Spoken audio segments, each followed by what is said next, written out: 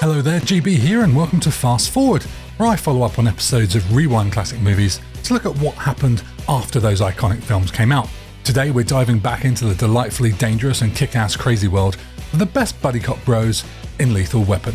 We'll look at everything from the sequel, the book, video games, a ride, and more. So let's get into our seaside RVs, jump in a bubble bath and let our family in to sing to us while we soak and return to 1987's Lethal Weapon, the book. If you want more of Riggs' backstory, extra character perspectives, and more action, then check out the Lethal Weapon novelisation by Joel Norst, which has a few notable differences from the original film. There's Riggs' backstory, where the novel provides an expanded look into his past, delving into his experiences in Vietnam, where it's revealed he was a recon Marine who served 2 tours after signing up as a kid. Riggs finds old photos and medals and reveals the rest of his unit are dead. Certain scenes in the novel differ from their cinematic counterparts. For instance, the circumstances surrounding the death of Riggs' wife are portrayed differently. We find out he married his wife in 1975, but she tells him she can't have kids because of a weak heart. She dies almost 10 years later, 2 months before the movie starts, of heart failure at their home. She had the TV on for company, and Riggs never switches it off from that moment, which sheds new light on that emotional moment in the film. There's also extended action sequences, which are more detailed in the novel, offering readers a vivid depiction of the events and the characters' internal reactions during these moments. For example, the novel intensifies the horror of Riggs and Murtagh's torture by the Shadow Company, adding layers to their experiences. These differences stem from the novelisation being based on an earlier version of the script, allowing for a broader exploration of themes and character development that the film's runtime just couldn't accommodate. Lethal Weapon 2, 1989. The sequel shifts from the original's darker, gritty tone towards a more balanced mix of humour and action, setting the template for future sequels. But it wasn't always meant to be that way. The original title for the script was Play Dirty, and many people thought the script was brilliant, but it was rejected by the studio and director Richard Donner for being too dark and bloody. The ending was going to see Riggs die, and they wanted to keep him alive in case of further sequels. Donner said in the film's Blu-ray commentary that the film was shot in such a way that it could be edited with 2 different endings, one in which Riggs dies and one in which he lives. Audiences in test screenings responded well to Riggs' survival, and this was kept, though the last shot in the film with the camera moving away from Murtagh holding Riggs was shot for the ending in which he dies. Shane Black's draft focused more on courage and heroics, with Riggs willing to die to protect Murtagh and his family, whereas the actual movie has Riggs and Murtagh facing off against South African diplomats using their immunity to smuggle drugs, and reveals that Riggs' wife's death was a targeted assassination. This personal connection fuels Riggs' vendetta against the villains, adding an emotional layer to the action. Originally, the character of Rika was intended to survive, with the last scene in the film being Riggs and Rika eating Thanksgiving dinner with the Murtaghs, but the director decided to kill the character to increase Riggs' motivation to destroy the South African drug smugglers. Behind the scenes, director Richard Donner amped up the comedy while maintaining the franchise's signature action. Joe Pesci joined as Leo Getz, initially written as a minor character, but expanded due to his improvisational chemistry with Mel Gibson and Danny Glover. The film's famous diplomatic immunity climax, Diplomatic immunity, where Murtagh delivers the iconic "It's just been revoked" line, it's just been revoked, was almost cut, but stayed due to test audience approval. The sequel was a massive success, grossing over $227 million. It also has a slightly higher Rotten Tomatoes rating than the original. Lethal Weapon 3, 1992. Comedy becomes a more central element in Lethal Weapon 3, further softening the previously raw edges of the characters while maintaining strong action sequences. This installment follows Riggs and Murtagh as they track an ex-cop turned arms dealer flooding the streets with armour-piercing bullets. It also introduces Lorna Cole, Rene Russo, as Riggs' love interest, whose no-nonsense attitude provides a perfect match for his reckless personality. But the big reveal here is that Riggs was originally going to have an affair with Roger's daughter Rianne, and a few parts in the final film where Roger suspects they are interested in each other are the only parts left from the original drafts. Thank God. Bye, baby. The script also had Lorna's character as a guy similar to Riggs, but Donner requested the change to how it is now in the movie. And there was no Leo Getz, and he had apparently left LA for New York, but Donner wanted him back. The changes included a shift in tone to accommodate a broader audience. Warner Brothers pushed for a more comedic balance, leading to memorable, lighter moments, like Riggs and Murtagh's bomb-defusing mishap in the film's opening. The film grossed $321 million, making it the highest-earning Lethal Weapon film at the time, but the third worst of the franchise if you look at things like Rotten Tomatoes or Metacritic. The games. Several video game adaptations have been released over the years, including a 1992 NES title, a 1993 SNES Genesis game. NES and Game Boy versions saw players could choose to control either Martin Riggs or Roger Murtagh, as the game presented a series of missions where the protagonists battled criminals throughout LA using fists, firearms and grenades. The overarching narrative focused on thwarting various criminal activities in a city, though detailed plot elements were minimal. SNES and arcade versions offered a more structured mission-based approach. Players had to complete 4 initial missions. Oh god, that's hard to say. Players had to complete 4 initial missions before unlocking a final confrontation.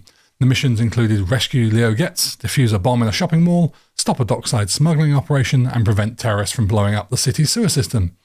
Upon completing these tasks, the final mission involved pursuing and apprehending Jack Travis, the antagonist from Lethal Weapon 3. While these games drew inspiration from the film series, especially the third installment, they often introduced unique scenarios and missions not directly tied to the movie plots, providing players with original challenges within the Lethal Weapon universe. While fun, none of them were groundbreaking. Maverick, 1994. One thing that's not strictly in the Lethal Weapon universe, but is definitely one of the most fun nods to it, is the movie Maverick. Directed by Lethal Weapon's Richard Donner, it stars Mel Gibson as a gambler in the Old West. Danny Glover makes an uncredited cameo appearance as a masked bank robber and shares a moment of recognition with Gibson's character, which cues the Lethal Weapon musical score, and Glover says his classic catchphrase. I'm getting too old for this shit. The Ride.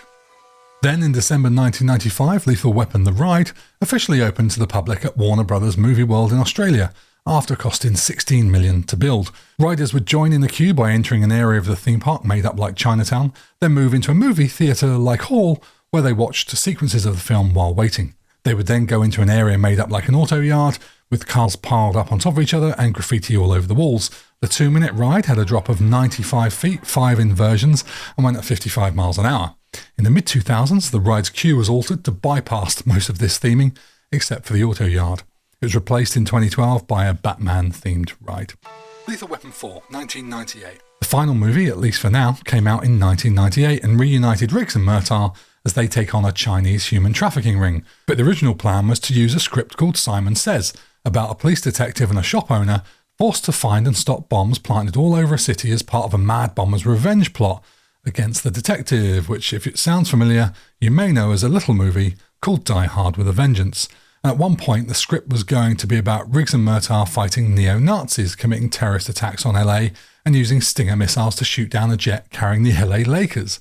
It ended up being about Chinese triads and counterfeit money, and it was quite a troubled production, which started with only half of the script. The ending wasn't written until it was finally time to film it. Chris Rock's character was gay in the script, but during filming, everyone felt it didn't work, so made him Rihanna's husband. During filming. This film is notable for featuring Jet Li in his Hollywood debut, portraying a nearly invincible martial artist. The film explores Riggs and Murtagh coming to terms with aging, with both about to welcome new additions to the family, with Riggs now with Lorna. The film leans heavily into themes of aging, family and legacy, reflecting the real-life aging of its stars. Despite all of its challenges, Lethal Weapon 4 grossed $285 million, but it did cost $140 million, which is way more than all 3 previous films combined, and the worst reviewed by critics and fans. Lethal Weapon TV series, 2016 to 2019. Fox reimagined the franchise as a modern buddy cop series starring Clayne Crawford as Riggs and Damon Wayans as Murtagh. I watched the pilot episode to see what it was like just for this, and to be honest, I went in skeptical. It opens with this really cheery southern Riggs, Hey baby, can I call you back later? on a car chase in the desert, and immediately I hated him because he's jovial and he's not Mel Gibson. But we then see something awful happen to his family, and Crawford is excellent, and actually that's enough to feel for him and give him a fresh start in my mind. Our introduction to Murtagh is more clearly spelled out, obvious that he's old and has a massive scar down his chest. Then we get the classic Riggs beachside caravan and see him down and out and allude to a potential suicide scene without ever trying to recreate the incredible work Gibson did. Their first job, rather than the guy jumping off the roof, is a bank job where Riggs just strolls in and basically has his death wish, but kills all the bad guys in a fairly tense but humorous scenario. The main cast are good, but it has a bit of this sort of naff TV feel about it at times. The story is partly by Shane Black and it's directed by movie director Murtagh. Riggs tells Murtagh he's too old for this shit and Murtagh insists he's not, which is a nice flip of the original script. Music isn't Eric Clapton, it's far more ambient, but it is emotive and supports the characters. Wines doesn't quite sell his version of Murtagh to me, but Crawford is actually a very, very good Riggs in his own style. And I just thought, how is Sean William Scott going to follow this? Because I know he comes in a couple of seasons later to replace Crawford.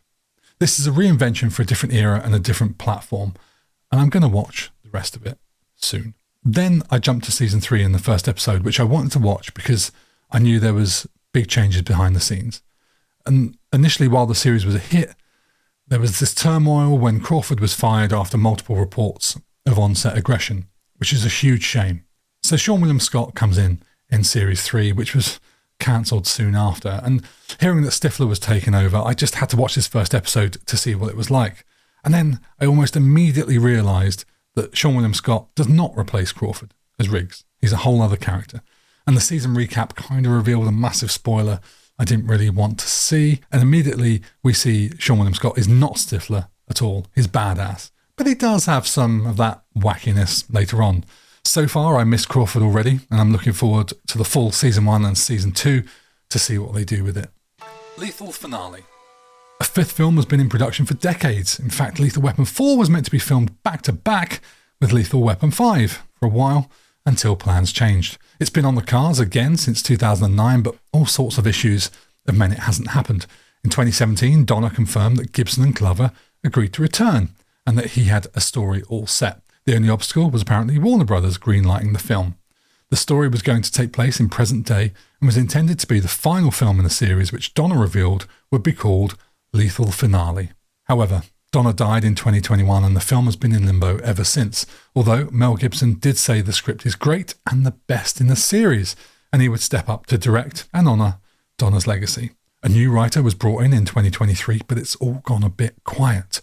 The big question that remains is, can Glover and Gibson recreate the magic of their characters now they're 68 and 78? Anyway, join me and AJ next week for the main Rewind show, as we'll be going to 1999 to talk about a film which is the polar opposite of Lethal Weapon, with a groovy character played by the same actor that plays his pussy-loving nemesis. I cannot wait. Sorry about the mess. See you next time.